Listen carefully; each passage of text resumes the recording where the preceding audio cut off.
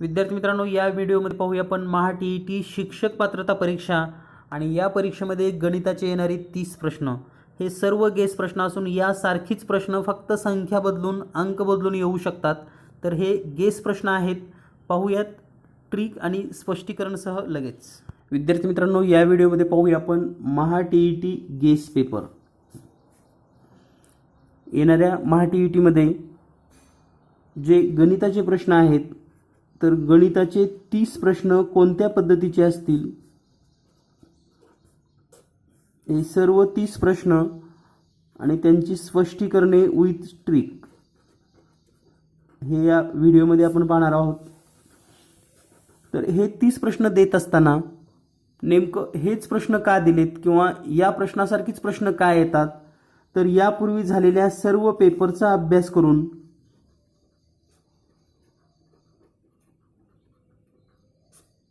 महत्त्वाची अशी गेस प्रश्न दिलेले आहेत. आणि यापूर्वी जेव्हा जेव्हा आपण गेस दिलेला आहे तेव्हा 30 पैकी 25 प्रश्न जशाला तशी परीक्षेमध्ये आलेले आहेत, म्हणजे त्याच्या समांतर प्रश्न, फक्त अंक बदल. तर हाच अनुभव किंवा यापूर्वीचे व्हिडिओज तुम्ही जर पाहिलात तर तुम्हाला लक्षात येईल की या चॅनलवर गणितासाठी परफेक्ट तयारी होण्यासाठी अतिशय महत्त्वपूर्ण अशा ट्रिक व्हिडिओज दिलेले आहेत. आणि आजचा व्हिडिओ आपला महा-टी-ई-टी गेस पेपर 30 प्रश्न स्पष्टीकरणसह असणार आहे. तर पाहूयात पहिला प्रश्न. पहिला प्रश्न आहे 12/15, 14/19, 28/32, 20/25, 18/20 या संख्या चढत्या क्रमाने लावल्यास पहिली संख्या कोणती? तर पहा विद्यार्थी मित्रांनो, या ठिकाणी आपल्याला एकूण 5 अपूर्णांक दिलेले आहेत आणि हे 5 अपूर्णांक चढत्या क्रमाने लावायचे. तेव्हा पहिली संख्या कोणती, म्हणजेच सर्वात लहान अपूर्णांक आपल्याला शोधायचा आहे. तर या ठिकाणी सर्वात लहान अपूर्णांक शोधत असताना सोपी पद्धत म्हणजे दिलेला अपूर्णांक दशांश अपूर्णांकामध्ये रूपांतर करणे. म्हणजे जसे की 12/15, तर ह्या 15ने 12ला आपल्याला भागायचं आहे. 15 × 15 शून्याचा भाग बसेल, त्यानंतर 120 होईल. हे 15/8 20चे पूर्ण भाग गेलेला आहे आणि पुढे आपण 1 किंवा 2 शून्य लिहू शकतो. त्यानंतर 14/19, तर 19 × 19, 19 न भाग जात नाही म्हणून शून्याचा भाग 140 होईल. आणि त्यानंतर 19/7 33चे 7 उरतील म्हणजे 70 होईल. 19×3 = 57, त्यानंतर 13 उरतील 130 होईल आणि 19 114 हा भागाकार येईल. त्यानंतर पुढचा पाहूया आपण 28/32. आता 28/32चा आपल्याला पाडा येत नाही, तर आपल्याला याला संक्षिप्त करता येतं. जसं की 4/8 = 32, 4×7 = 28, त्यानंतर 8 न 7ला भागूयात, 8 × 8 शून्याचा भाग 70 होईल. त्यानंतर 8 × 8 = 64, 6 उरेल म्हणजे 60 होतं. नंतर 8 × 7 = 56, 4 उरेल, 8 × 5 = 40.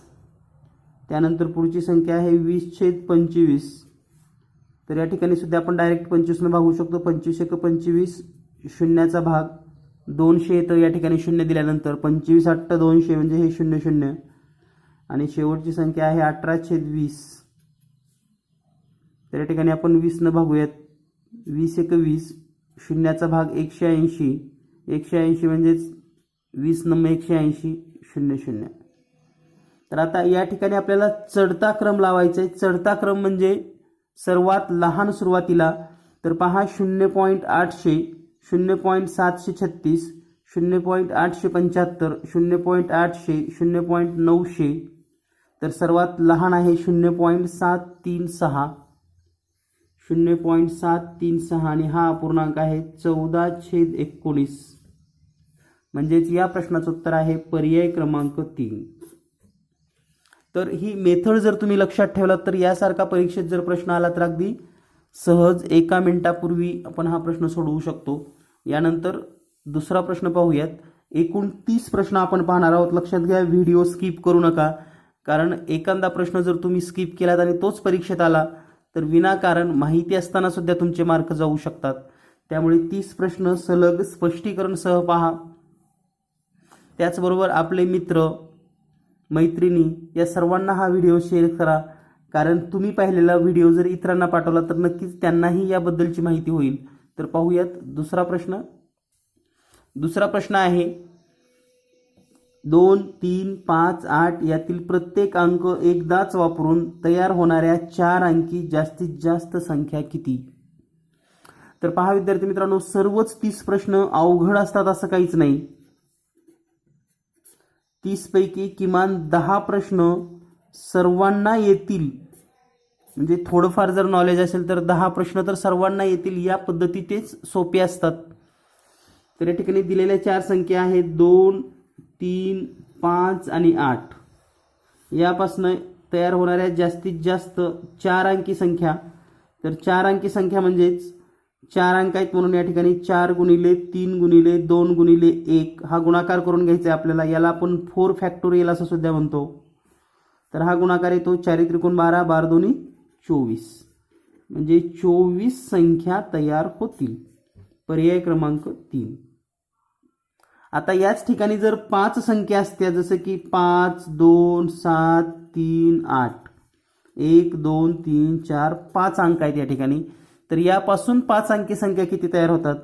तर पुन्हा लक्षात ठेवा, 5 गुणिले 4 गुणिले 3 गुणिले 2 गुणिले 1 आणि या सर्वांचा गुणाकार येतो 120 संख्या. तर हे आपल्याला माहिती असणं गरजेचं आहे. सोप्या सोप्या ट्रिक, आणि या ज्या काही तुम्हाला मी ट्रिक सांगतो प्रत्येक प्रश्न सोडवत असताना, तर त्याचे ट्रिकचे व्हिडिओ सुद्धा आपल्या चॅनलवर उपलब्ध आहेत, स्पेशल ट्रिक, ते सुद्धा पाहून घ्या. यानंतर तिसरा प्रश्न आहे सर्वात लहान समसंयुक्त संख्या आणि 2 अंकी सर्वात मोठी मूळ संख्या यांची बेरीज किती?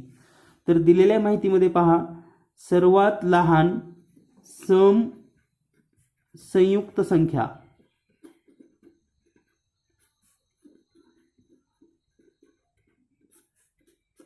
तर या ठिकाणी समसंयुक्त संख्या सर्वात लहान ती आहे 4 आणि 2 अंकी मोठ्यात मोठी मूळ संख्या ती आहे 97. तर या ठिकाणी 4 आणि 7 11, हातचे 1, 9 आणि 1 10, म्हणजे यांची बेरीज येते 101. पर्याय क्रमांक 1. यानंतर पुढील प्रश्न आहे घड्याळात 7:30 आणि 8:18 या दोन्ही वेळी मिनिट काटा आणि तास काटा यात होणाऱ्या कोनाच्या मापातील फरक किती? तर लक्षात घ्या, या ठिकाणी आपल्याला कोनाच्या मापातील फरक विचारलेला आहे. तर या ठिकाणी हा सोपासा प्रश्न सोडवण्यासाठी आपण 2 घड्याळ काढूयात, म्हणजे आपल्याला लगेच लक्षात येईल. आणि त्यांच्यामध्ये कोन कितीचा होतो हे पण आपल्या लक्षात येईल. तर या ठिकाणी हे 2 घड्याळ काढत असताना पहिल्याच्यामध्ये आपल्याला सांगितले 7:30 वाजले. तर या ठिकाणी पहा 6, 7, 8 आणि 7:30 वाजता मिनिट काटा असतो 6 वर, तर तास काटा असतो 7 आणि 8च्या मध्ये. तर 7:30 म्हणजे 30 मिनिट होतात. लक्षात घ्या, 30 मिनिट. आणि म्हणून या ठिकाणी जेवढे मिनिट झालेत, तर या ठिकाणी यापासून या 7 पर्यंत 30 मिनिट झालेत. तर हा जो मधला कोन असतो या 30च्या निम्मा असतो, म्हणजे हा आहे 15 अंश. आणि 6 आणि 7 यांच्यामध्ये 30 अंशाचा कोन, कारण प्रत्येक 2 संख्या ज्या असतात घड्याळाच्या काट्यामध्ये त्याच्यामध्ये 30 अंशाचा फरक असतो. तर 7:30 वाजता एकूण कोन होतो 45 अंश. 15 आणि 30 45. आता दुसरी वेळ जी आहे ती 8:18. तर 8:18 दाखवत असताना पहा 3, 4, 5, 6, 7, 8, 9. तर 18 मिनिट म्हणजे काय होणार? तर 18 मिनिट म्हणजे या ठिकाणी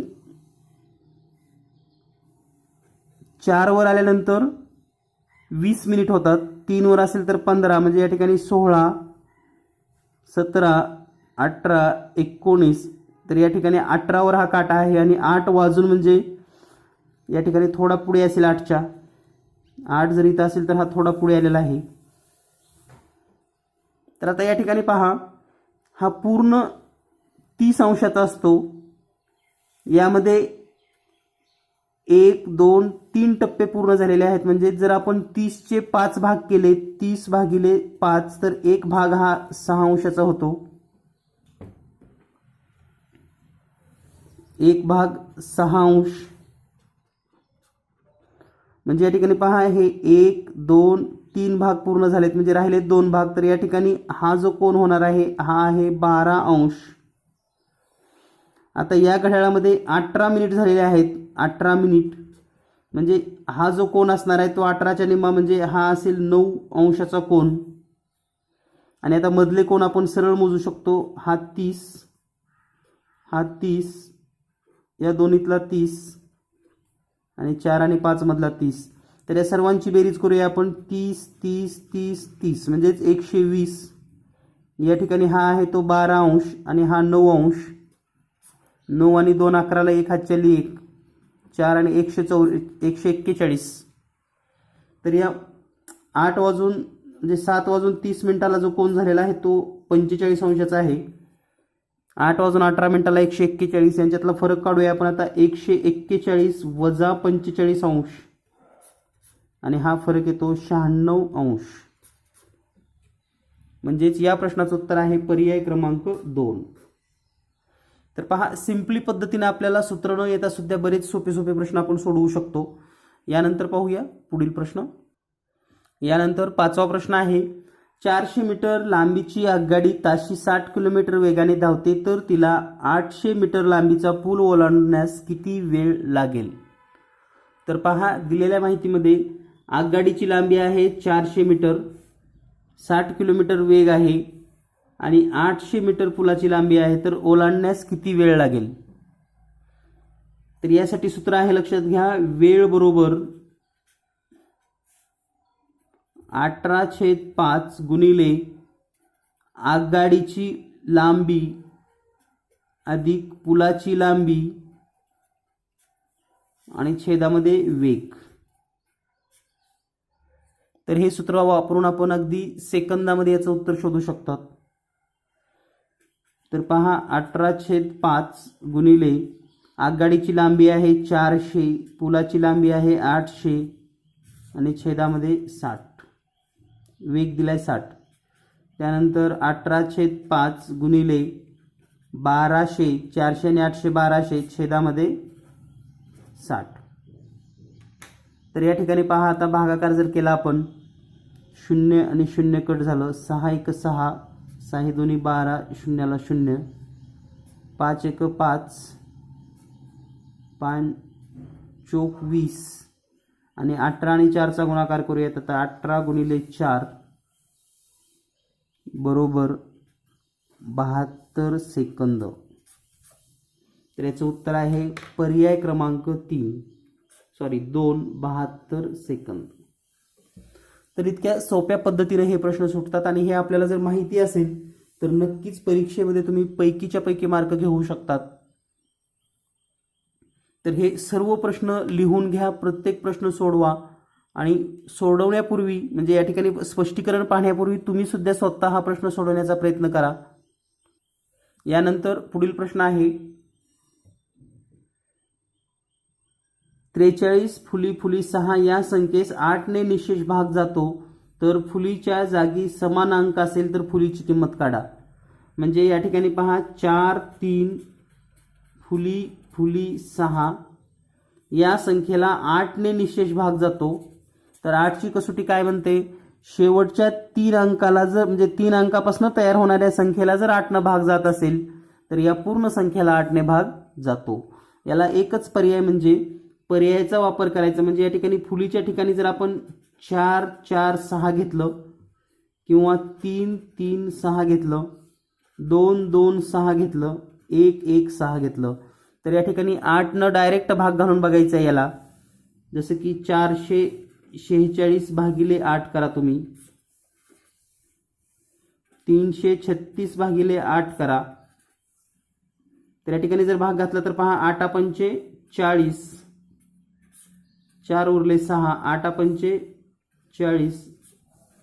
या ठिकाणी बाकी शिल्लक राहायला लागली, म्हणजे या संख्येला 8 ने निशेष भाग जात नाही. 336 चं पाहूया आपण. 336 भागिले 8, 8 चोक 32, 1 उरलं, पुन्हा 6, 8 दुनी 16, 0 0. म्हणजे 3 घेतल्यास या संख्येला 8 ने निशेष भाग जातो, बाकी 0 येते. म्हणजेच या पूर्ण संख्येला सुद्धा 8 ने निशेष भाग जातो आणि म्हणून या ठिकाणी योग्य पर्याय आहे पर्याय क्रमांक 2. यानंतर पुढील प्रश्न आहे कॅलेंडरवर आधारित आणि एक प्रश्न हा 100% कॅलेंडरवर येतो, हे लक्षात घ्या. तर या ठिकाणी 2013 साली नाताळ सण 2013 साली नाताळ सण रविवारी होता, तर त्याच वर्षातील शिक्षक दिनाचा वार कोणता? तर पहा अगदी सहज आणि सोप्या पद्धतीने तुम्ही शोधू शकता. 2013 25 डिसेंबर रोजी नाताळ असतो आणि त्या दिवशी होता रविवार. आता आपल्याला विचारलाय शिक्षक दिन म्हणजे 2013 5 सप्टेंबर कोणता वार असेल? तर आता या ठिकाणी पहा डिसेंबर पासून आपल्याला पाठीमागे जावं लागणार आहे. म्हणजे आपण जर विचार केला तर डिसेंबरचे 25 तारीख दिलेली आहे, म्हणजे डिसेंबरचे 24 दिवस पाठीमागे आपल्याला जायचंय. त्यानंतर नोव्हेंबरचे 30 दिवस आपल्याला पाठीमागे जावं लागेल. त्यानंतर ऑक्टोबरचे 31 डेज आपल्याला पाठीमागे जावं लागेल. आणि त्यानंतर सप्टेंबरची 5 तारीख विचारलाय, म्हणजे 5 तारखेपर्यंतचे दिवस, म्हणजे त्याच्या आधीचे 4 दिवस सोडायचे, म्हणजे सप्टेंबरचे 26 दिवस आपल्याला मोजावे लागतील. आता या सर्व दिवसांची बेरीज करत बसण्यापेक्षा याला आपण आणखी जर 7 न भागलं तर 24 ला 7 न भागल्यानंतर 7 त्रिक 21, बाकी उरते 3. 30 ला 7 न भागल्यानंतर बाकी उरते 2. 31 ला 7 न भागल्यानंतर बाकी 3 आणि 26 ला 7 न भागल्यानंतर बाकी उरते 5. या सर्व संख्यांची बेरीज करा, ती येते 13. म्हणजे बाकी दिवस 13. तर या ठिकाणी 13 ला आपण आता 7 न भागूयात. 7 1 7, बाकी आली 6 आणि बाकी 6 आहे म्हणून रविवारच्या आधी 6 दिवस, म्हणजेच रविवार पूर्वी आधी पाठीमागे बिहाइंड प्रिव्हियस, तर 6 दिवस आधी म्हणजे सोमवार. रविवार पूर्वी 6 दिवस आणि म्हणून या प्रश्नाचं उत्तर आहे सोमवार, पर्याय क्रमांक 1.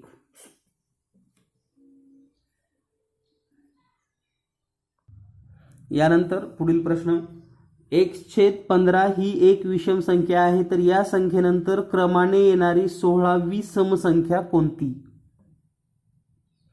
तर पहा दिलेल्या माहितीनुसार दिलेली संख्या विषम आहे, म्हणजेच x/15 ही विषम संख्या आहे आणि आपल्याला शोधायचं आहे यानंतर येणारी 16वी समसंख्या.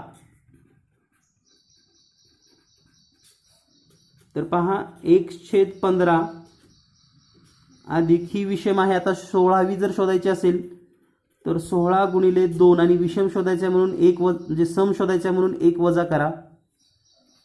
त्या ठिकाणी x/15 अधिक 16 दुनी 32 आणि वजा 1 म्हणजेच 31. आता या ठिकाणी तिरकस गुणाकार करावा लागेल. x ला x अधिक 15 1 15 ला 5 हातचे 1, 15 त्रिक 45 आणि 146 आणि छेदामध्ये 15.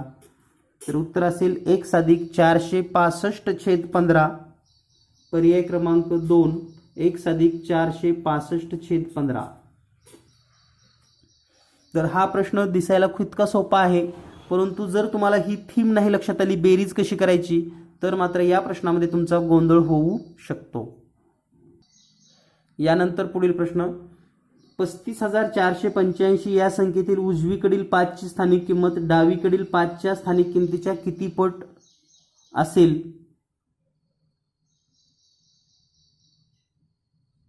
या ठिकाणी पट नसेल असं म्हटलेलं आहे, लक्षात घ्या, नसेल. तर प्रश्न काळजीपूर्वक वाचा. नसेल आणि असेल यामध्ये काय फरक असू शकतो? तर या ठिकाणी पहा, 35,485 तर हा 5 म्हणजे उजवीकडचा, जो आपला आज म्हणजे उजवा हात असणार आहे ती उजवीकडची संख्या, आणि हे 5 म्हणजे डावीकडील संख्या. तर आपल्याला सांगितले की उजवीकडील 5ची स्थानिक किंमत डावीकडील संख्येच्या किती पट आहे? तर याची किंमत आहे 5,000 आणि याची आहे 5. तर उजवीकडील किती पट म्हणजे या ठिकाणी आपल्याला असं लिहिता येतं, डावी संख्या आहे 5,000 गुणिले तिची पट बरोबर उजवीकडील संख्या 5, म्हणजेच पट बरोबर 5 भागिले 5,000, 5 एक 5, 5 एक 5, 0 0 0, म्हणजेच 1/1000 पट. इतकं तर उत्तर आहे. तर आता 1/1000 पट पर्यायामध्ये जर पाहिलं तर पर्याय 2 आहे. याचंच रूपांतर जर आपण असं लिहिलं, या 1000 ने 1 ला भागलं तर 0.001, म्हणजे हा पर्याय म्हणजे तिसरा आहेच. आणि यालाच आपण असं पण लिहू शकतो, 1/1000 बरोबर 1/10 आणि हे जर अंशामध्ये घेतलं तर 10⁻³ म्हणजे हे पण आहे. तर या ठिकाणी चौथा पर्याय पण आहे 10⁻³ मग नसेल कोणता? तर पर्याय 1 नसेल. नसेल कोणता? तर पर्याय 1 नसेल. आणखी एक यामध्ये पद्धत अशी आहे, 3 पर्याय कोणते सारखे आहेत हे तुम्ही शोधून ठेवा. 3 पर्याय समानच असले पाहिजेत, कारण ती किंमत असेल तर त्या तिन्हीची किंमत समानच असली पाहिजे. हे जरी लक्षात आलं तरी 1/4 पर्याय तुम्ही सहज ओळखू शकतात. यानंतर पुढील प्रश्न, मुलाचे वय वडिलांच्या वयाच्या 2/5 पट आहे.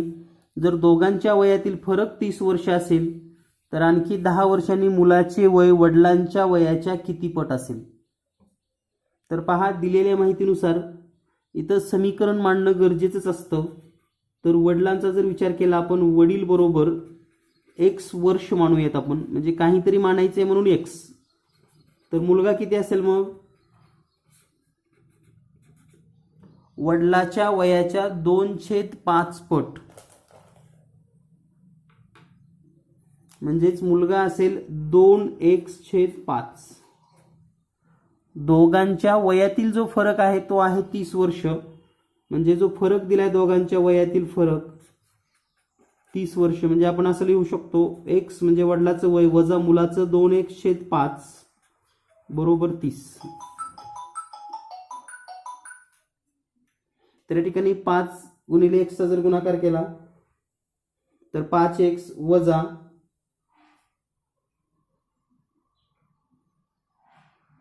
2x म्हणजे या ठिकाणी येईल 3x/5 बरोबर 30. पुन्हा हे 5 इथं गुणाकारामध्ये येईल, म्हणजे आपण असं लिहू शकतो 3x बरोबर 30 गुणिले 5 आणि x बरोबर 30 गुणिले 5 छेदामध्ये 3, 3 एक 3, 3 एक 3 आणि हे 0, x बरोबर 50. म्हणजे याचाच अर्थ वडिलांचे वय बरोबर 50 वर्ष. मग मुलाचे किती असेल? वडिलाचं जेवढं आहे त्याच्या 2/5, 5 एक 5, 5 एक 5 आणि हे 0, 10 गुणिले 2 म्हणजे 20 वर्ष. वडील 50 वर्ष, दोघातील फरक 30 वर्ष तुम्हाला मिळेल.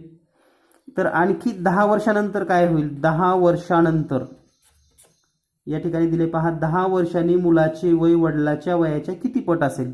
तर 10 वर्षांनी वडील किती होतील? तर वडील होतील 60 वर्षाचे आणि मुलगा किती होईल? तर मुलगा 30 वर्षाचा.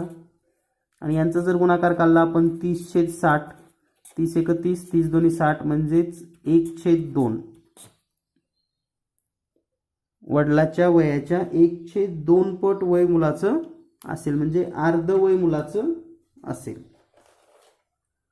तर हे समीकरण मांडूनच तुम्हाला सोडवावं लागतं. यामध्ये कोणतीही ट्रिक आपल्याला वापरता येत नाही. योग्य समीकरणाची मांडणी करा आणि सोडवा. यानंतर एक वस्तू विकल्याने विक्रेत्याला 5% तोटा होतो. जर त्या वस्तूची विक्री किंमत 600 रुपयांनी वाढवली असती तर 15% नफा झाला असता. तर यावरून वस्तूची मूळ किंमत किती? तर हा प्रश्न अगदी सेकंदामध्ये सुटतो. फक्त काय करायचे आपल्याला, 5% तोटा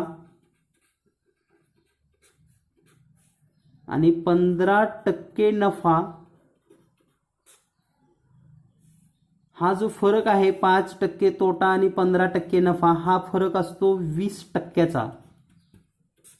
कारण मूळ जी खरेदी किंमत असते त्याच्यापेक्षा 5 कमी आणि नफा म्हणजे 15 जास्त, दोन्हीतला फरक 20%. आणि हा फरक म्हणजे 600 रुपये. 20% म्हणजे 600 रुपये. तर 100% म्हणजे किती, एवढंच आपल्याला लिहायचं आहे. असं हे तोंडी करता आलं तर ठीक आहे, नाहीतर आपण तिरकस गुणाकार करू शकतो. आपण 100 गुणिले 600 भागिले 20, 20 × 20, 20 × 5 = 5 गुणिले 600, 5 × 30 आणि 2 शून्य ॲज इट इज, म्हणजेच 3000 रुपये. तर मूळ किंमत असेल 3000 रुपये. पहा किती सोपी पद्धत आहे. तुम्ही इथं तोंडी सुद्धा करू शकता. 20% म्हणजे 600, 40% म्हणजे 1200, 60% म्हणजे 1800, 80% म्हणजे 2400 आणि 100% म्हणजे 3000. यानंतर पुढील प्रश्न, महेश जवळ 500 रुपये, 20 रुपये, 50 रुपये, 1000 रुपये आणि 100 रुपये किमतीत समान संख्येने नोटा असून एकूण रक्कम 73,500 रुपये आहे. जर त्याने 50 रुपये आणि 500 रुपये किमतीच्या नोटा बँकेत भरल्या तर त्याच्याजवळ किती रक्कम शिल्लक राहिली? तर पहा, महेश जवळ 500 रुपये, 20 रुपये, 50 रुपये, 1000 रुपये आणि 100 रुपयेच्या समान नोटा आहेत. या समान नोटा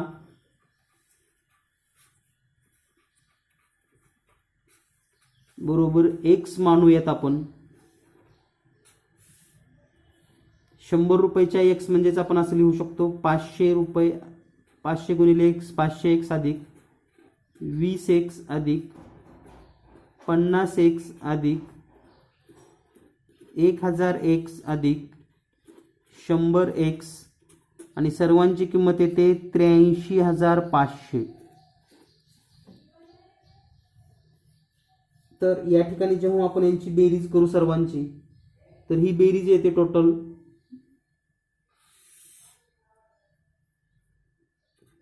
1670x बरोबर 83,500. म्हणजेच x बरोबर 83,500 भागिले 1670, 00 कट करा आणि 167 जर पाडा आपण डायरेक्ट लिहिला तर या ठिकाणी 5चा भाग जातो आणि हे 0, म्हणजेच x ची किंमत येते 50. म्हणजे प्रत्येक नोट ही 50 या संख्येने आहे. म्हणजेच 50च्या 50 नोटा, 100च्या 50 नोटा, 1000च्या 50 नोटा या पद्धतीनं. तर यापैकी 50 आणि 500च्या बँकेत ठेवल्या तर 50च्या 50 नोटा म्हणजेच 2500 रुपये झाले आणि 500च्या 50 नोटा म्हणजेच 25,000 रुपये झाले. एवढी रक्कम बँकेत ठेवली, म्हणजे 0 0 5 7 27,500 बँकेत ठेवले. तर एकूण रक्कम आहे 83,500. त्यापैकी 27,500 बँकेत ठेवूयात आपण. 0 0 वजा करूयात 0. 13 मधून 7 गेले 6, 7 मधून 2 गेले 5, म्हणजे 56,000 रुपये शिल्लक असतील. तर 56,000 रुपये पर्याय क्रमांक 3 उत्तर बरोबर आहे. तर एकदा थीम लक्षात आली ना, तुम्ही अगदी वेगाने हे प्रश्न सोडवू शकतात. यासाठी मेथड समजून घ्या आणि यासारखेच प्रश्न परीक्षेमध्ये येणार आहेत हे लक्षात ठेवा, सराव करा. यानंतर पुढील प्रश्न आहे, वरील आकृतीत ए मधील आयताची लांबी रुंदी अनुक्रमे आकृतीत बी मधील आकृतीची लांबी रुंदी ए मधील आकृतीच्या लांबी रुंदीच्या दुप्पट आणि दीडपट आहे जर ए मधील आयताची लांबी 30 सेमी, म्हणजे या ठिकाणी याची लांबी जी आहे ती 30 आहे आणि रुंदी 10 आहे, तरी हीच दुसऱ्या आकृतीमध्ये लांबी दुप्पट होते म्हणजे लांबी होणार 60 आणि रुंदी दीडपट म्हणजे रुंदी होईल 15. तर दोन्ही आयतामधील रेखांकित भागाच्या क्षेत्रफळातील फरक किती? तर पहा, दिलेल्या माहितीनुसार हा जो आयत आहे याची लांबी आहे 30, रुंदी आहे 10 आणि हा जो त्रिकोण दिसतोय या त्रिकोणाचा विचार केला तर पाया 30 सेंटीमीटर आणि या त्रिकोणाची उंची आहे 10. या त्रिकोणामध्ये पाया 60 सेंटीमीटर आणि उंची आहे 15. तर या ठिकाणी त्रिकोणाच्या क्षेत्रफळाचं सूत्र आपल्याला वापरायचं आहे. जर आपण ए त्रिकोणाचं क्षेत्रफळ काढलं तर ए बरोबर 1/2 गुणिले पाया गुणिले उंची म्हणजे 30 गुणिले 10. तर हे सोडवल्यानंतर येते 150 स्क्वेअर सेमी. आता या दुसऱ्या जर म्हणजे त्रिकोणाच्या क्षेत्रफळाचा विचार केला बी मधला त्रिकोण तर 1/2 पाया गुणिले उंची म्हणजे 60 गुणिले 15 बेक बे बेत्रिक 6 आणि 0 म्हणजे 30 गुणिले 15.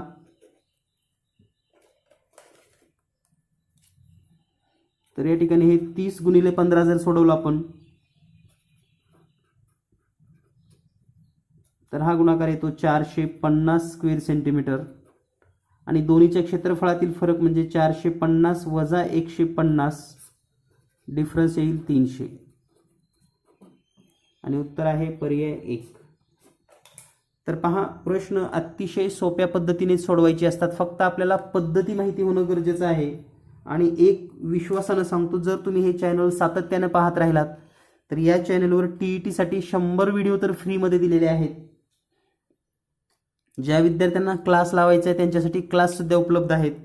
आणि जर आपण क्लास लावण्यासाठी इच्छुक असाल तर या ठिकाणी एक व्हॉट्सअप नंबर देतो, यावर तुम्ही संपर्क साधू शकतात. 8856 046 142. तुमचं गणित वीक असेल, बेसिक कन्सेप्ट माहीत नसेल तर बेसिकपासून तुम्हाला सर्व शिकवलं जाईल. या नंबरवर तुम्ही व्हॉट्सअप करू शकतात. यानंतर पुढचा प्रश्न आहे, खालील त्रिकोणाच्या बाजूंच्या मापाचे संच दिले आहेत त्यापैकी कोणत्या संचाने त्रिकोण रचना करता येणार नाही? म्हणजे कोणता त्रिकोण काढता येत नाही हे आपल्याला शोधायचं आहे. तर लक्षात घ्या, जर त्रिकोण काढायचं असेल आणि बाजूंची मापं दिलेली असतील तर एकच लक्षात ठेवा, कोणत्याही दोन बाजूंची बेरीज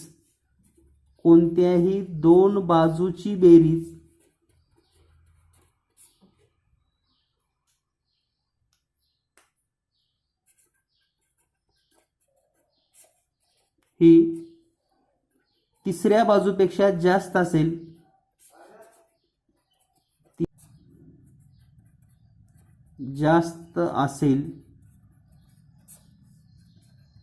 तर त्रिकोण काढता येतो.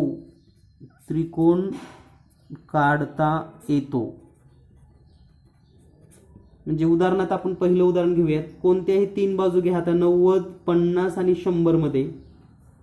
तर पहिल्या दोन बाजू घेऊयात आपण 90 अधिक 50 बरोबर 140. हे 100 पेक्षा जास्त आहे. त्यानंतर 50 अधिक 100 घेऊयात 150. तर राहिलेली बाजू 90 पेक्षा हे जास्त आहे. 90 अधिक 100 घेऊयात 190. हे 50 पेक्षा जास्त आहे. म्हणजे कोणत्याही दोन बाजूंची बेरीज करा ती राहिलेल्या बाजूपेक्षा जास्त असायला पाहिजे. म्हणजे पहिला त्रिकोण आपण काढू शकतो. आता दुसऱ्याचा विचार करा. 60, 90 आणि 20. पहिल्या दोन्हीची बेरीज 60 अधिक 90 बरोबर 150. ही 20 पेक्षा निश्चितच जास्त आहे. त्यानंतर 60 अधिक 20 ची बेरीज करा 80 आणि या 80 पेक्षा ही 90 जास्त आहे. म्हणजे दोन्हीची बेरीज केली तरी पण तिसऱ्यापेक्षा कमीच येते. जर असं असेल तर त्रिकोण काढता येत नाही.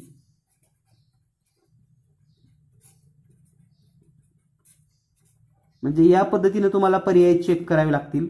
दोन्हीची बेरीज तिसऱ्या बाजूपेक्षा जास्त असेल तर काढता येतो.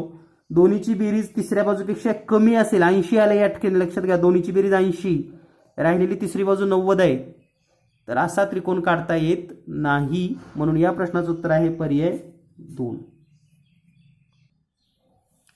यानंतर पुढील प्रश्न आहे 25 किमी लांबीच्या रस्त्यावर समान अंतरावर दुतर्फा फलक लावलेत. जर फलकांची एकूण संख्या 252 असेल, म्हणजेच हा 25 किलोमीटरचा रस्ता आहे आणि या ठिकाणी काही अंतरावर 252 फलक लावलेले आहेत असे दोन्हीकडून, म्हणजे पाट्या लावलेल्या आहेत, तर यांची संख्या आहे 252. तर एकाच बाजूला 2 लगतच्या फलकातील अंतर किती असेल? तर आपल्याला या 2 फलकातील अंतर शोधायचं आहे.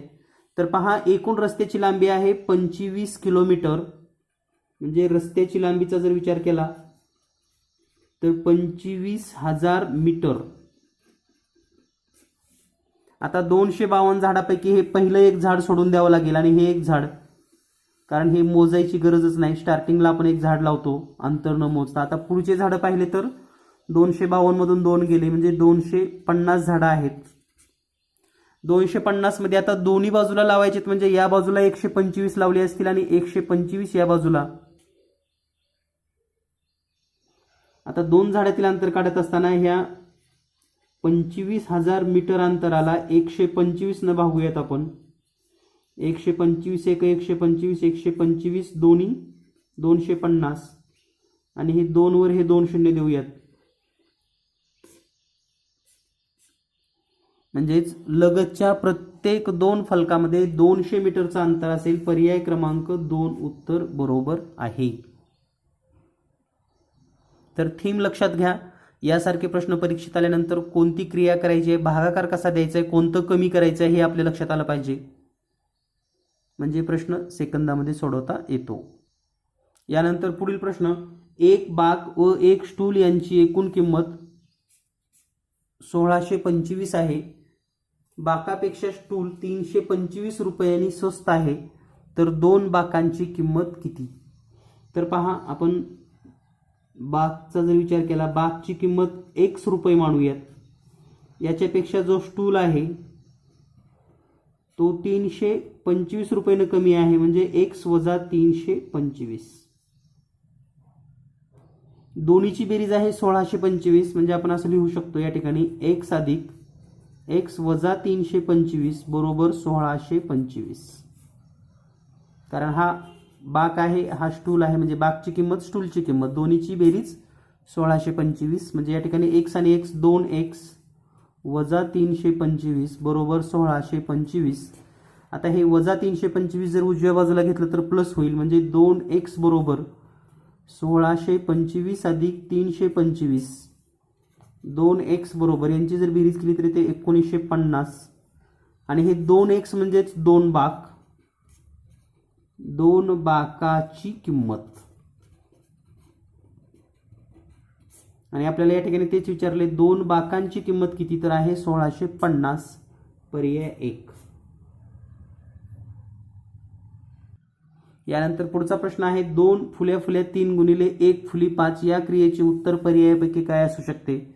विद्यार्थी मित्रांनो, आता हे जर उत्तर आपल्याला काढायचं असेल तर या ठिकाणी काय लिहावं लागणार आहे? तर फुलीच्या ठिकाणी कोणताही 2 समान अंक घ्यावा लागेल, जसं की 1 1 3 गुणिले, या ठिकाणी पहा 2 फुली 3 गुणिले 1 फुली 5. तर फुलीच्या ठिकाणी 1 1 अंक घेऊयात. हा गुणाकार तुम्हाला करून पाहावा लागेल, चेक करून. त्यानंतर 2 2 2 3 गुणिले 1 2 5, हा गुणाकार करावा लागेल. 2 3 3 3 1 3 5 आणि 2 4 4 3 गुणिले 1 4 5. तर असे 1 2 4 गुणाकार जर तुम्ही करू शकलात फास्ट लवकर, तर तुमच्या लगेच लक्षात येईल की कुठला तरी गुणाकार याच्याशी मॅच होणार आहे. आणि पहिला गुणाकार केल्यानंतर आपल्या लक्षात येतं की हा गुणाकार नेमकं किती जवळ आहे, लांब आहे. यावरून आपण डायरेक्ट 1च्या नंतर 2 न घेता 3 पण घेऊ शकतात, 3 न घेता 6 पण घेऊ शकतात. आणि हे जेव्हा तुमच्या लक्षात येईल तेव्हा हा गुणाकार येतो या चौथ्याचा. या ठिकाणी मी वेळ वाचावा म्हणून या ठिकाणी गुणाकार डायरेक्ट सांगतोय तुम्हाला. तर हे या प्रश्नाचं योग्य उत्तर असेल. यानंतर पुढील प्रश्न, कविताने सोमवारी 2.20 तास आणि मंगळवारी 1.50 तास अभ्यास केला. असा एकाडेक 5 दिवस अभ्यास केलेला आहे. तर तिचा अभ्यासाचा कालावधी किती? म्हणजे पहा, सोमवार 2.2 तास, मंगळवार 1.50 तास, बुधवार पुन्हा 2.20, गुरुवार 1.50, शुक्रवार 2.20. आता सगळ्यात महत्त्वाचं तुमच्या चुका कुठं होतात ते समजून घ्या. हे 2.20 याचा अर्थ 2 तास 20 मिनिटे असा लावू नका, एवढं लक्षात ठेवा. कारण 2 तास जर असे 2 टिंब देऊन 20 लिहिला असता तर याचा अर्थ होतो 2 तास 20 मिनिटे. हे बरोबर आहे जर हे 2 डॉट दिले तर. पण 1 डॉट दिला जातो तेव्हा याला आपण दशांश चिन्ह असं म्हणतो, दशांश चिन्ह. त्यामुळे हे मिनिट नाहीत तर हे दशांशच आहे. 2.20 तास. तर यांची बेरीज डायरेक्ट करूया आपण. हे 0, 2 5 7 आणि 2 9 4 14 आणि 2 16 6, हातचे 1 पॉइंटला पॉइंट. तर हे बे 1 बे 2 4 बे 3 6 बे 4 8 आणि 1 9 म्हणजे 9.60 तास. किंवा आपण असं पण लिहू शकतो की 9.6 तास. आता याचे मिनिट करताना याला डायरेक्ट 60 न गुणा आणि हा जर गुणाकार केला तर तो गुणाकार येतो 576 मिनिटे. आणि या ठिकाणी हे योग्य पर्याय आहे, 576 पर्याय क्रमांक 3. फक्त या ठिकाणी काळजी काय घ्यायची आपल्याला, तर हे 2.2 पॉइंट असेल तर याला 20 मिनिट गृहीत धरू नका. जशाला तशी बेरीज करून घ्या आणि त्याला डायरेक्ट 60 न गुणूयात. यानंतर पुढील प्रश्न आहे, L गुणिले M गुणिले छेदामध्ये C भागिले V. तर बऱ्याच विद्यार्थ्यांना L ची किंमत किती आहे, हे सर्व रोमन संख्या आहेत, लक्षात घ्या, रोमन संख्या. आणि जर तुम्हाला TET पात्र व्हायचं असेल तर किमान 1 ते 1000 पर्यंतच्या रोमन संख्या लेखन तुम्हाला माहिती असणं गरजेचं आहे. याची ट्रिक पण आहे, याचे व्हिडिओ पण तुम्हाला या चॅनलवर पाहायला मिळतील. जीनियस मॅथ रोमन संख्या असा व्हिडिओ सर्च करा, तुम्हाला नक्कीच वेगवेगळ्या ट्रिक सुद्धा शिकायला मिळतील. तर या ठिकाणी L म्हणजे 50, M म्हणजे 1000, C म्हणजे 100 आणि भागिले V म्हणजे 5. तर या ठिकाणी पहा, 50 1 50, 50 दोन्ही 100, बे 1 बे बे 5 10, 2 शून्य जशाला तशी म्हणजे 500 भागिले 5 आणि याचं उत्तर येईल 100 आणि 100 म्हणजेच C, पर्याय 3. यानंतर पुढील प्रश्न, A किंवा B तुकडीतील विद्यार्थ्यांना स्वतंत्रपणे पुस्तके वाटली तेव्हा 10 पुस्तके उरतात. जर पुस्तकाची एकूण संख्या 230 असेल आणि दोन्ही तुकडीतील विद्यार्थी संख्या 2 क्रमवार समसंख्या असतील तर एकूण विद्यार्थी संख्या किती? लक्षात घ्या, 2 क्रमवार समसंख्या असतील तर असं म्हटलेलं आहे.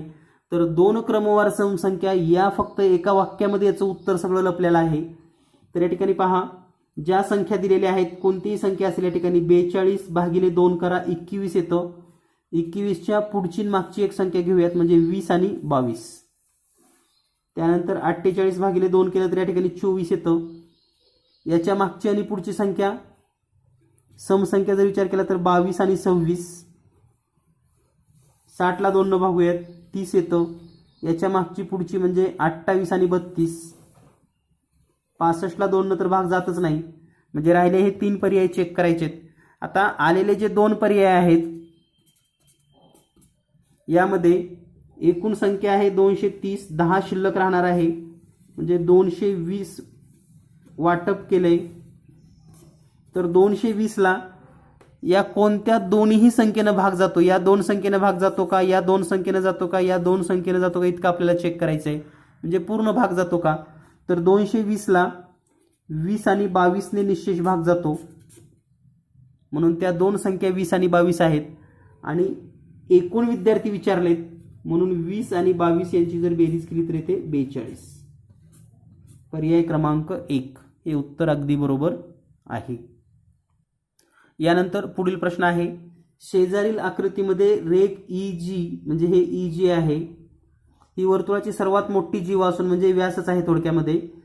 तर चौकोन EFGH ची परिमिती 224 म्हणजे या सर्व चौकोनाची परिमिती आहे 224. तसेच EG एकरूप FG म्हणजे E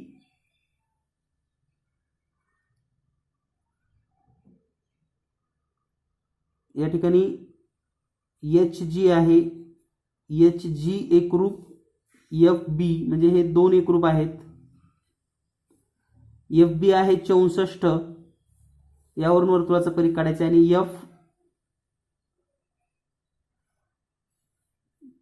FE आहे, या ठिकाणी FE FG 64 आहे, तर ही पण बाजू 64 येईल, लक्षात घ्या. आता एकूण परिमिती आहे 224. 224 मधून 64 आणि 64 वजा करा म्हणजे 126 वजा करा, या ठिकाणी उत्तर येईल 96. 96 ला 2 न भागल्यानंतर 48 म्हणजे हे दोन 48 असणार आहेत, हे 48 आणि हे 48. तर आता यांची सर्वांची बेरीज येते 224.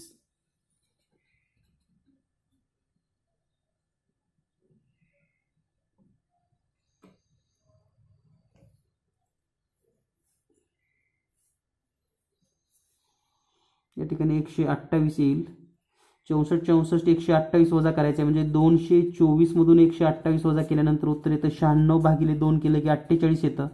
आणि या दोन बाजू आहेत. आता हा जर व्यास असेल तर हा काटकोन त्रिकोण आहे, म्हणजे या ठिकाणी जर आपण एक त्रिकोण बाजूला काढला तर असं आपल्याला मिळेल. हा काटकोन त्रिकोण आहे इथं, याची एक बाजू आहे 64, एक आहे 48, तर ही शोधायची आहे. जर तुम्हाला पायथागोरसचे त्रिकूट पाठ असतील तर एक त्रिकूट आहे पहा 12, 16 आणि 20चं. याला जर आपण 4 न भागलं तर हे होतं 48, 64 आणि 80. म्हणजे पहा 48, 64 आणि ही बाजू येईल मग 80. म्हणजे अर्थात या वर्तुळाचा जो व्यास आहे, व्यास येतो 80 सेंटीमीटर. आता व्यास जर माहीत झाला आपल्याला तर परिघ काढण्याचं सूत्र माहिती आहे आपल्याला, पाय डी. पाय म्हणजेच 22/7 आणि व्यास आहे 80. त्या ठिकाणी गुणाकार करूयात आपण. 22 176, शून्याला 0 छेदामध्ये 7 सेंटीमीटर म्हणजे 1760 भागिले 7 सेंटीमीटर हा व्यास म्हणजे परिघ असेल ह्याचा वर्तुळाचा. म्हणून उत्तर आहे पर्याय 2, 1760/7 सेमी. तर विद्यार्थी मित्रांनो, भूमिती विषयाबद्दल तुम्हाला थोडी निरागसता आहे, म्हणजे भूमितीचे कन्सेप्ट असतील, प्रमेय असतील, सुरुवातीपासूनच मनामध्ये विनाकारण भीती आहे. परंतु भूमिती हा तोंडी सहज आकृती पाहून सोडवण्याचा विषय असल्यामुळे पैकीच्या पैकी मार्क तुम्ही घेऊ शकतात. आणि भूमितीच्या सर्व ट्रिक जाणून घ्या, समजून घ्या. आणखी एकदा सांगतो, अगदी खूप कमी मूल्यामध्ये आपल्याला ऑनलाईन क्लास जॉईन करता येतो. ऑनलाईन क्लास जर जॉईन करायचा असेल तर नंबर आहे 8856 046 142. एकदा गणित विषयात शिकूनच घ्या चांगल्या पद्धतीने, कारण जरी आपल्याला नोकरी लागली तरी फ्युचरमध्ये आपल्याला विषय शिकवावे लागणार आहेत. गणित विषय आपल्याला शिकवावाच लागणार आहे आणि त्यासाठी परफेक्ट असणं गरजेचं आहे. आणि सगळ्यात महत्त्वाचं, नोकरी लागणं सुद्धा गरजेचं आहे आणि त्यासाठी गणित खूप विषय आपला चांगला असणं गरजेचं आहे. यानंतर पुढील प्रश्न आहे, शेजारील आकृतीत त्रिकोणांची संख्या किती? तर एक प्रश्न आकृती मोजा यावरचा परीक्षेत विचारला जातो. तर त्रिकोणाची संख्या मोजत असताना पहा, या ठिकाणी हा एक त्रिकोण होतो, हा दुसरा, आणि याच आकृतीमध्ये हा एक मोठा तिसरा आहे. म्हणजे या ठिकाणी 1, 2 आणि हा मोठा 3, हे 3 त्रिकोण झालेले आहेत. हा एक चौथा त्रिकोण होतो, या ठिकाणी पहा हे 5, आणि त्यानंतर हा एक त्रिकोण होतो असा 6. म्हणजे या आकृतीमध्ये एकूण 6 त्रिकोण आहेत.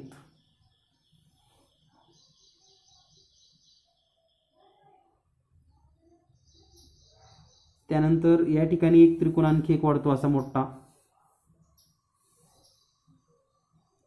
7. तर या ठिकाणी 7 त्रिकोण आहेत. इथं पर्याय आपण चेंज करूयात 2 नंबरचा. तर या आकृतीमध्ये एकूण 7 त्रिकोण आहेत. तर हे गेस प्रश्न आहेत. प्रश्न याच्यासारखी परीक्षेत येऊ शकतात हे लक्षात घ्यावे. यानंतर पुढील प्रश्न आहे 1.7 गुणिले 1.7 अधिक 3.34 गुणिले 1.2 अधिक 1.2 गुणिले 1.2 आणि छेदामध्ये 1.7 अधिक 1.7. तर या ठिकाणी जर थोडं निरीक्षण केलं आपण, आपल्याला एक सूत्र माहिती आहे पहा, a अधिक b कंसाचा वर्ग बरोबर a वर्ग अधिक 2ab अधिक b वर्ग. तर या ठिकाणी a म्हणजे 1.7 आहे आणि b म्हणजे 1.2 आणि या ठिकाणी पहा 2ab म्हणजे 1.2 तर आहे आणि 34 म्हणजेच आपण असं लिहू शकतो 2 गुणिले 1.7 गुणिले 1.2 म्हणजे हे मधलं पद असं येतं पहा 2ab आणि हे आहे aa, हे आहे bb, इथं पण हे a आणि हे b आहे. तर वरचे आहे पूर्ण एवढं विस्तारित लिहिण्यापेक्षा याला आपण शॉर्टमध्ये असं लिहू शकतो 1.7 अधिक 1.2 कंसाचा वर्ग आणि छेदामध्ये पण दिलेला आहे आपणास 1.7 अधिक 1.2 कंसाचा वर्ग. हे दोन्हीही सेम होतं आणि उत्तर येतं मग 1. पर्याय 3. म्हणजे वरचे पद आणि खालचं पद हे समानच आहेत. यानंतर पुढील प्रश्न आहे एका आयताकृती बागेला 5 वेढे असलेले तारेचे कुंपण करण्यासाठी 10 रुपये प्रमाणे 14,000 रुपये खर्च आला. जर बागेची रुंदी 60 मीटर असेल तर बागेच्या समोरासमोरील 2 टोकातील अंतर किती? तर प्रश्नाचा नेमका मिनिंग आपण समजून घेऊयात. एक बाग आहे चौरसाकार अशी, तिची रुंदी दिली आहे आपल्याला 60 आणि या बागेला 5 वेढे घातलेत, असे 5 वेढे कंपाऊंड वॉलचे 5, 10 रुपये प्रमाणे खर्च आहे. तर आपण एकूण खर्च जर पाहिला, एकूण खर्च तर तो आहे 14,000 रुपये. हा किती वेड्यासाठी आहे? 5 वेड्यासाठी. एका वेड्याचा खर्च जर काढला आपण तर याला आपण 5 न भागूयात, म्हणजे 14ला जर 5 न भागलं 140ला तर हे येईल 28 आणि हे 2 शून्य म्हणजे 2,800 रुपये खर्च येईल. आता हा 10 रुपये प्रमाणे खर्च आहे, म्हणजे आपल्याला नुसती परिमिती काढायची असेल तर याला 10 न भागावं लागेल, म्हणजे 280 मीटर. तर ही झाली परिमिती. म्हणजे आपण असं लिहू शकतो L plus B, 2L plus B बरोबर 280. म्हणजेच L प्लस B बरोबर 280ला 2 न भागा 140 येईल. त्यामध्ये आपल्याला ही B आहे आणि L शोधायचं आहे. तर B ची किंमत 60 ठेवूया आपण. L प्लस 60 बरोबर 140 आणि म्हणून L बरोबर 140 वजा 60 आणि L बरोबर 80, म्हणजे लांबी येते 80. तर पहा आता रुंदी आहे 60, लांबी आलेली आहे 80. हा काटकोन आहे, तर समोरासमोरचे बिंदू म्हणजे हे अंतर आपल्याला विचारलेलं आहे समोरासमोरचं. तर या काटकोन त्रिकोणामध्ये 60, 80 तर ही बाजू येईल 100. आणि यासाठी मी तुम्हाला सांगतोय की पायथागोरसचे त्रिकूट तुम्हाला पाठ असणं गरजेचं आहे. किमान 2 प्रश्न हे पायथागोरस त्रिकुटावर असतातच, हे लक्षात ठेवा. आणि हे 2 शिरोबिंदूतील अंतर 100 म्हणजे पर्याय 1. यानंतर भूमितीचा प्रश्न आलेला आहे पहा. आता हा प्रश्न जर तुमचे कन्सेप्ट क्लिअर असेल तर किती लवकर सुटतो हे तुम्हाला समजावून सांगतो. तर या ठिकाणी पहा हे 40 अंश 70 अंश 70 अंश दिलेला आहे. आपल्याला ए ची किंमत काढायची आहे. हे 2 कोण या ठिकाणी हे जोडल्यामुळे हे समान असणार आहेत. तर आता हा 70 तर याचा जो बाह्य कोण आहे तो 110 अंश. आता या 2 समांतर रेषा आहेत, तर या पूर्ण कोणाचं माप हा 110 म्हणून हे पण 10, कारण हे एक व्युत्क्रम कोण आहेत. आणि याच्या अर्धा हा ए आहे, म्हणजे ए बरोबर 110च्या अर्धा म्हणजे ए बरोबर 55 अंश झालं उत्तर. तर पहा फक्त 20 सेकंद इतका विचार करायला तुम्हाला लागतो. हा 70, त्याचा बाहेरचा 110, त्याचा व्युत्क्रम सुद्धा 110 आणि त्याच्या निम्म 110च्या निम्म 50 अंश म्हणजे 55 अंश. तर या पद्धतीनं माप कोण ए 55 अंशाचा आहे. यामध्ये या समांतर रेषा आहेत, हे सगळं या ठिकाणी दिलेलं आहे. पण जर सोडवायला विचार केला, कन्सेप्ट क्लिअर असतील तर अगदी 20 ते 25 सेकंदामध्ये तुम्ही प्रश्न सोडवू शकतात.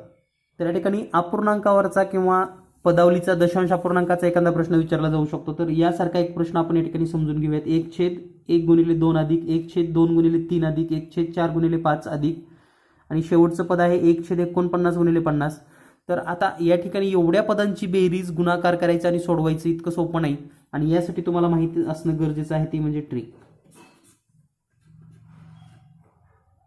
तर या प्रश्नाची ट्रिक अशी आहे, या पदामध्ये शेवटचा जो छेद आहे 49/50 त्यालाच फक्त 49/50 लिहायचं म्हणजे उत्तर झालं आपलं. तर या प्रश्नाचं उत्तर येईल पर्याय क्रमांक 3. म्हणजेच पण या प्रश्नांची सुरुवात लक्षात घ्या, 1/2 2/3 या ठिकाणी हे 3/4 आहे खरं तर, पुन्हा 4/5 येतं, 5/6 येतं, म्हणजे या क्रमवार संख्यांचा गुणाकार असतो. आणि जर असा असेल तर शेवटच्या अपूर्णांकाचा जो गुणाकार लिहिलेला आहे तो अंश आणि छेदामध्ये या पद्धतीने आपल्याला लिहावा लागेल. यानंतर मापनवरील प्रश्न आहे, 3 किलोमीटर प्लस 4 मीटर प्लस 500 सेमी. तर या ठिकाणी हे किलोमीटर, मीटर आणि सेमी सर्वच मीटरमध्ये करूयात. 3 किलोमीटर म्हणजे 3000 मीटर अधिक 4 मीटर 4 मीटरच आणि 500 सेमी म्हणजे 5 मीटर. तर यांची बेरीज येते 3009 मीटर. पर्याय क्रमांक 3. यानंतर पुढील प्रश्न आहे, दुधाच्या एका पिशवीची लांबी 18 सेमी व रुंदी 12 सेमी आहे, तर 3.6 मीटर लांबीच्या चौरसाकृती तुकड्यात जास्तीत जास्त किती पिशव्या होतील. तर या ठिकाणी जो मीटर कापड दिलेला आहे 3.6 मीटर, याला आपण सेंटीमीटर जर केलं तर हे येईल 360 सेमी. म्हणजे एकूण क्षेत्रफळ 360 गुणिले 360 आणि एका पिशवीची लांबी रुंदी म्हणजे 18 गुणिले 12 याने आपण हे भागाकार करूयात. तर 18 1 18 18 2 36 0 12 1 12 12 3 36 आणि हे 0 20 गुणिले 30 करा, 600 गुणाकार येतो. म्हणजे 600 पिशव्या शिवता येतील. पर्याय क्रमांक 2. तर विद्यार्थी मित्रांनो, आतापर्यंत आपण 28 प्रश्न पाहिलेले आहेत. 28 प्रश्न यासारखीच प्रश्न परीक्षेमध्ये येऊ शकतात. आणि सर्वात महत्त्वाचं म्हणजे तुम्हाला जर गणित शिकायचं असेल, मॅथ्स, तर ती कोणतीही स्पर्धा परीक्षा असेल, TET असेल, CET असेल, MPSC असेल, तलाठी असेल, स्कॉलरशिपच्या परीक्षा असतील, अगदी आपल्याकडे 3री ते 10वी म्हणजे तुमचे काही लहान मुलं सुद्धा 3री 4थी 5वीला असतील तर त्यांच्यासाठी सुद्धा गणिताचा क्लास उपलब्ध आहे. म्हणजे 3री ते 10वी सर्व गणित. त्याचबरोबर TET, तलाठी भरती, पोलीस भरती टू MPSC पर्यंतचे सर्व गणिताचे कोर्सेस उपलब्ध आहेत. आणि जर तुमच्या विद्यार्थ्यांना, तुमच्या परिसरातील नातेवाईकांच्या मुलांना कोणाला जर क्लास लावायचा असेल तर 3री पासून 10वी पर्यंतचा क्लास उपलब्ध आहे. आणि यासाठी संपर्क करा 8856 046 142 या व्हॉट्सअप नंबरवर. फोन नाही लागणार, व्हॉट्सअप मात्र 100% तुम्हाला रिप्लाय मिळू शकतात. यानंतर पाहूया शेवटची 2 प्रश्न. तर या ठिकाणी शेवटची 2 प्रश्न आहेत आलेखावर आधारित 29 आणि 30. या ठिकाणी आलेखाचं माहिती घेत असताना जे गडद रेषेने दाखवले ते निरक्षर आहेत, जे व्हाईट ह्याच्यामध्ये आहे म्हणजे रंगवलेला भाग नाही ते साक्षर आहेत, आणि 1 सेमी म्हणजे 100,000 लोक आहेत. तर 1971 साली साक्षरतेचं प्रमाण किती टक्के आहे असं विचारलंय.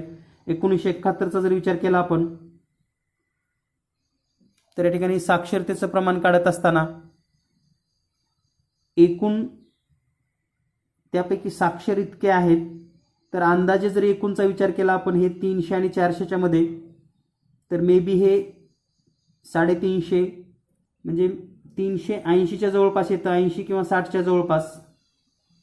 आणि साक्षरचं जर प्रमाण विचार केलं तर या ठिकाणी हे 120 पर्यंत येतं. याची शेकडा टक्केवारी काढा, ही टक्केवारी अंदाजे 33.3 इतकी येते. म्हणजे पहिल्या प्रश्नाचं उत्तर आहे पर्याय क्रमांक 3. त्यानंतर दुसरा प्रश्न आहे 1991 साली त्या शहरातील किती लोक साक्षर होते. म्हणजे या शहराचं जे दिलेलं आहे माहिती, यामध्ये 1991 साली हा साक्षर किती होते.